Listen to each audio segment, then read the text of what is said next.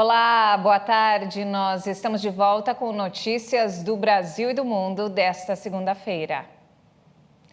O parecer da PEC dos combustíveis deve ser aprovado nesta tarde. O texto vai incluir um aumento no Auxílio Brasil e a criação do voucher caminhoneiro, que pode chegar a R$1.000.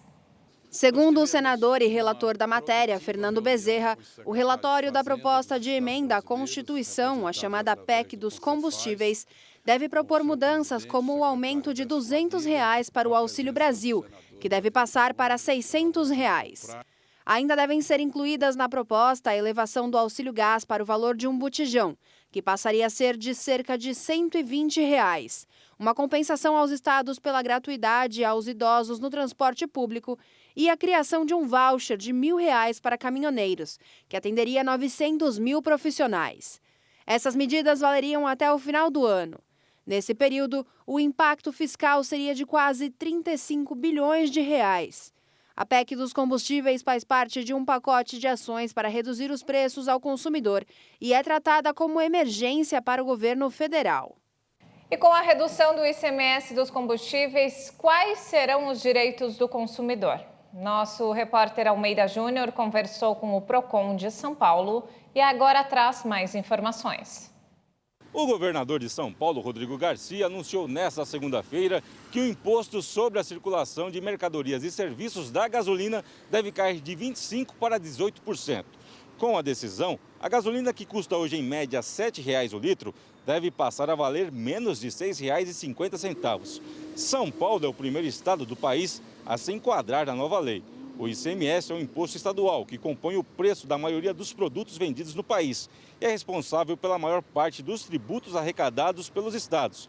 Apesar dessa redução, cabe aos postos de gasolina a decisão de repassar a diminuição do valor para as bombas. E o Procon de São Paulo já orienta os consumidores sobre os novos valores. O Procon, na semana passada, fiscalizou 1.202 postos de combustíveis, verificando o preço dos combustíveis de modo geral, especialmente da gasolina, que é onde teria maior afetação a redução da alíquota de ICMS, constatando ali preços máximos, preço mínimo e também o preço médio praticado aqui no estado de São Paulo. Nesta semana, após o anúncio do governador com a redução da alíquota de ICMS de 25% para 18%, especialmente sobre a gasolina, o Procon ele vai retomar a fiscalização destes postos de combustível a fim de constatar os preços que estão sendo praticados e se esta redução de ICMS, que agora o posto de combustível deixa de recolher, será repassado para o consumidor lá na ponta.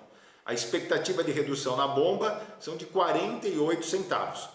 E o preço médio verificado na semana passada do preço da gasolina comum ficou em torno de R$ 6,97. O Procon vai divulgar ao consumidor o valor máximo e mínimo encontrado, bem como a média, antes da redução do ICMS, e esses mesmos indicadores, posteriormente agora nessa semana, com a redução do ICMS, de modo que o consumidor possa ter um controle, inclusive na sua cabeça, na hora que for abastecer o seu veículo, se o valor que está sendo cobrado está dentro da média de mercado, inclusive com a redução do ICMS.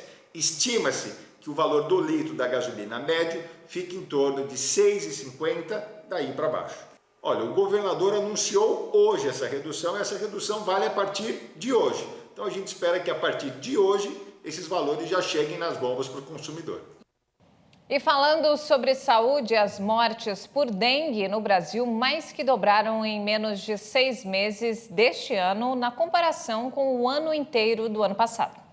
Os dados são do boletim epidemiológico divulgado pelo Ministério da Saúde.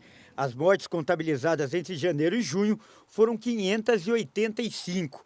No ano passado inteiro, foram registrados 264 óbitos. Ou seja, em menos de 6 meses, o aumento já é de 138%. Os estados que apresentaram o maior número de mortes foram São Paulo, Santa Catarina, Paraná, Rio Grande do Sul e Goiás. Outros 2.016 óbitos ainda estão em investigação e o número pode aumentar. Ainda segundo o Ministério da Saúde, até 20 de junho deste ano, ocorreram 1.172.882 casos prováveis de dengue. com taxa de incidência de 549,8 casos por 1.000 habitantes. Em comparação com o mesmo período de 2021, houve um aumento de 196%. O Ministério afirmou que o combate ao mosquito da dengue é uma tarefa contínua e coletiva. Por isso, todos devem ficar atentos às medidas de prevenção e combate ao mosquito. E nos destaques internacionais, enquanto os russos avançam no leste da Ucrânia e já dominam a cidade estratégica de Severodonetsk, o presidente Zelensky faz um apelo aos líderes do G7. Após semanas de uma ofensiva devastadora para tomar a região do Donbass, no leste do país, o exército russo conquistou a cidade de Severodonetsk e conseguiu entrar nos bairros vizinhos de Lysychansk.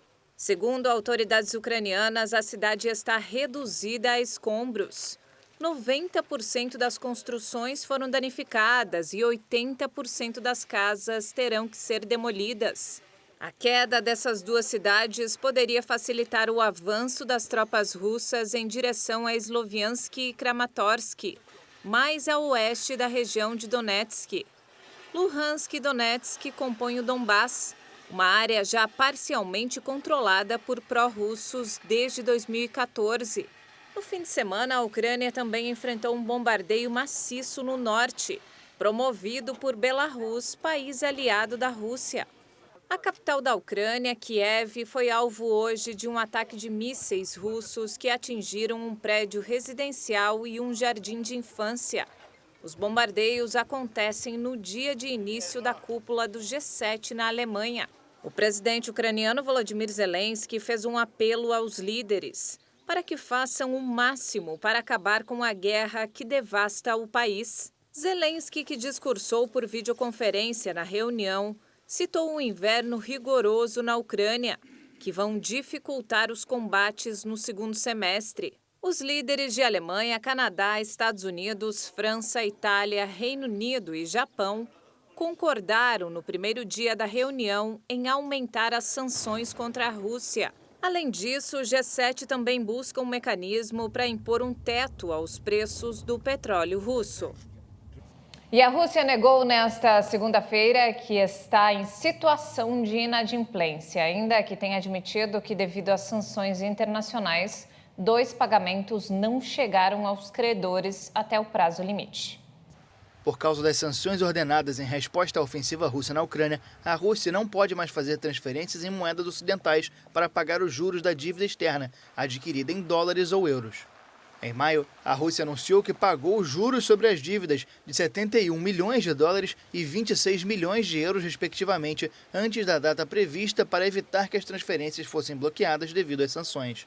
Autoridades russas destacaram que as quantias não chegaram a ser transferidas para os credores, já que os intermediários bancários as bloquearam como resultado das sanções. Desta forma, a Rússia se encontra em situação de inadimplência desde domingo à noite, prazo para efetuar os reembolsos. É provável que Moscou deixe de efetuar todos os pagamentos relacionados à dívida externa programados para o restante do ano, no valor de centenas de milhões de dólares. Estes 2 pagamentos são os últimos que a Rússia tentou efetuar em moedas estrangeiras.